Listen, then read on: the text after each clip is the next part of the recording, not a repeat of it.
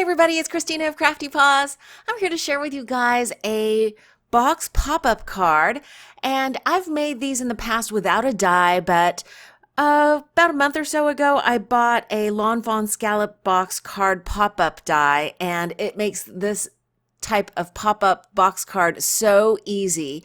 It fits into an A2 size or a standard size card envelope, and it's so fun to decorate. And so I just wanted to come on and share with you guys the special birthday card that I made for one of my very best friends that I've been friends with since we both started working back in 1996. So first I started with the adorable little plush puppies from the Mama Elephant Lovey Puppy stamp and die set that Mama Elephant created with Hampton Art. And I picked this up, gosh, months and months ago in Tuesday morning, actually, and I got an amazing price. I think it was like $2.99 or $3.99 or something like that. I believe it's retired, but you can still find it in stores from time to time. So keep an eye out because it is so stinking cute. I have the bunny version of this too, but when I saw this puppy version, I could not pass it up. So for the puppy on the right, I'm using my standard brown combination of Copics. That is E53, 55, and 57. And then I wanted to add a slightly lighter tone, a highlighted area, so I also used E50 that you see up here, just at the highlights on the tops of the ear and the top of the head. And then I'm going back in and blending out. So it's my normal lay the base color, lay in the darkest shadows, blend in with the mid-tone, and then go back and forth one more time to re-emphasize the shadowed areas and get a good range of color. So I'm going to share with you guys the same process again with the puppy on the left, but with a slightly different color combo. So this first one I did with my traditional browns, and then the one on the left I'm doing with a slightly kind of more tan orangey brown color combo. So it's a less chocolatey brown and more of a reddish tone, more like a golden retriever color combo, a little bit darker, I suppose, with the E15. But so I laid in the base color, the E21, then the darker color, the E15, and then I'm blending out with the E13, blending between the darkest and the lightest color tone. And I want to keep the plushy puppies looking rounded, so I'm trying to stay so that each segment is kind of rounded on the edges. You can see that I'm reestablishing the darker shadows again with that E15, the under part of the chin, under parts of the ears, the under parts of the head, where the stitching goes down the middle, the undersides of the arms. And I want to keep like the tushy, the back of the head, and the tops of the ears as light as possible, blending everything as smoothly as I can.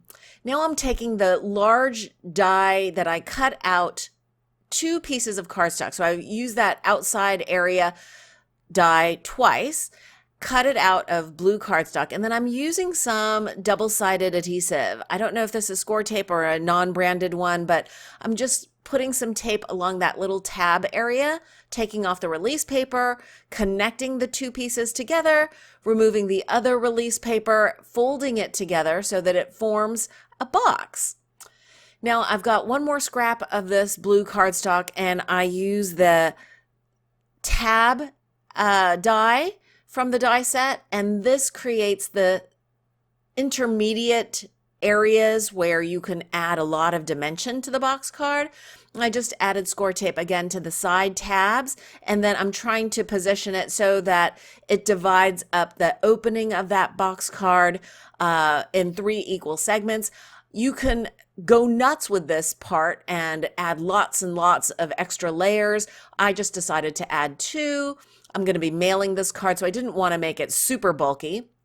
Then I'm taking this pale blue polka dot cardstock, and I have cut that middle section out one more time, and then I took my scissors and trimmed around the edges so that it would fit in with a little bit of the dark blue showing all the way around. And that's for the back panel. That's the background of the card.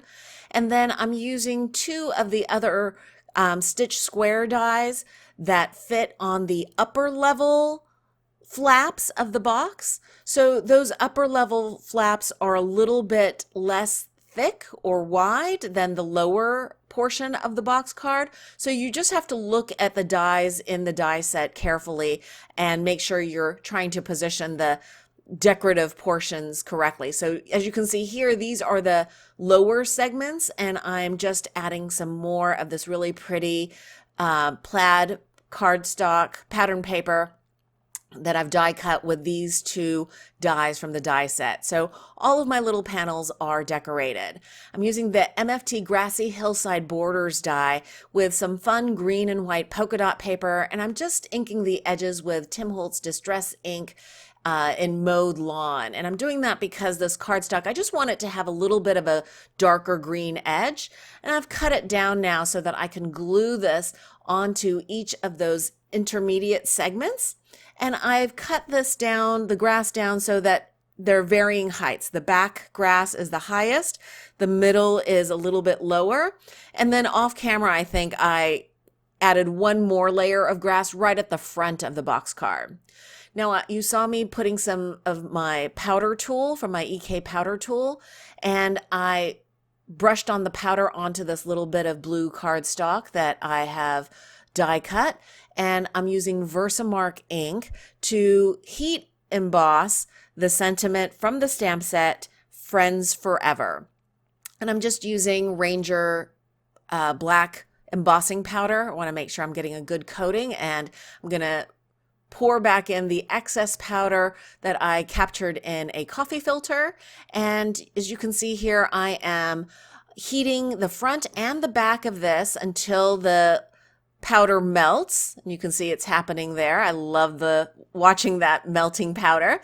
And I am now gonna glue this on to the underside of this flap, because when the card is closed, that's what she's gonna see when she pulls this out of the envelope.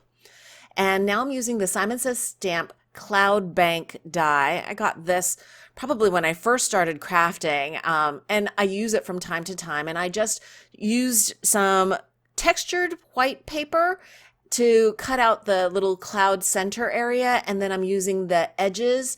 And sorry I'm off camera here, but I'm using some plastic that I have salvaged from some packaging, and I'm using some Ranger multi-matte medium to glue on this little cluster of clouds in that background. I like how the clouds kind of come off of the background, and I'm using more of that matte medium so that I can sandwich the plastic, like the clear plastic that I'm using to suspend these clouds up.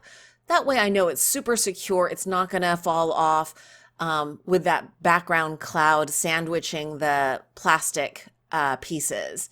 And now I'm using some more adhesive to glue on these little puppies onto the middle segment sitting on the grass there. Then I had some of this bone pattern paper that I thought I would make into like a doggy themed sun, and I fussy cut out a little sun from another scrap of card pattern paper that I had in my scrap box, and I fussy cut out this little bone in a wheel formation, and I put that in the background so you can see it's a bony sunny day. And now I'm using some Martha Stewart punches, these flowers that I wanted to decorate the inside of the card with. I am using the more pattern paper, and I'm just trying to position the flowers so that they look like they're bright pink flowers. And I'm using a Copic RV09 to just touch the edges of the petals so that it looks kind of more finished on the edges rather than seeing the white edge of the paper. And I'm doing that to all the flowers. As you can see, I have a whole bunch made up there. Then for the back panel, this is where I'm going to write my note to my friend. I thought I would use a Pretty Pink Posh die. It's a scalloped frames, and I'm putting that around some yellow cardstock. That's where I'm going to put the message, and it's going to go on the back of the back panel. And I had a couple of rub-ons. I've been trying to use up my stash recently, and I'm rubbing on Happy Birthday to you. And I had to cut that apart to fit into this cardstock area. And that's the back of the card. I think that came out really clean and simple. And this is the finished card, all decorated up. You can see I also added little bows to the puppy's ears and lots more flowers. Some of the flowers I suspended on more of those little clear plastic scraps so that they look like they're just sitting in a bountiful flower garden. I hope you've enjoyed this process video. If you did, please give it a thumbs up. Thanks so much for watching. I hope you guys are having a wonderful crafty day.